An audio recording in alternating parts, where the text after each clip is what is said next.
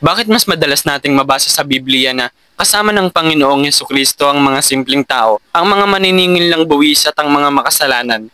Alam naman natin na siya ang Mesaya, pero bakit hindi siya sumama sa mga banal, sa mga matuwid, at sa mga taong nagmamahal at naghahandog nga sa Diyos Ama?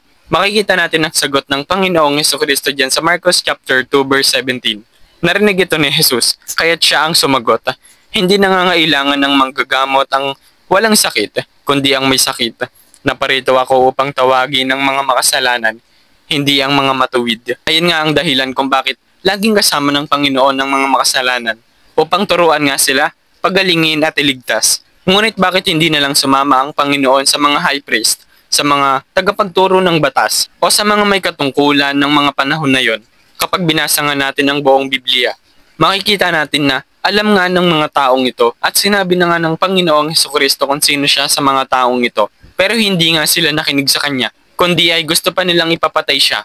Masyado nilang inaalagaan at pinoprotektahan ang katungkulan nga nila. Ayaw nilang nalalamangan sila o masasabing may mas mataas pa nga kaysa sa kanila. Ayaw na nga rin nilang itinatama sila dahil sa kanilang pride. Siyempre, mataas na nga sila, di ba? Tas tuturuan mo sila ng sinasabi nilang alam na nga nila. Pero mali nga talaga sila. Kapag tinuruan mo nga ang mga ma-pride na tao is parati na lang naakala nila sa sarili nila at sa mga alam nila na tama nga sila. Ngunit sa marami nga nilang pakikipag-usap sa Panginoon ay makikita nga maling-mali nga sila at alam din nila sa sarili nila yon. Kahit nga ang taas ng pride nila ay niloob pa rin ng Diyos Ama na makapagsalita ang Panginoong Hesukristo sa harapan nila at turuan pa rin sila. At nasa sa kanila na nga kung mananampalataya nga sila o hindi. Kaya naman huwag tayong tumulad sa mga taong ito.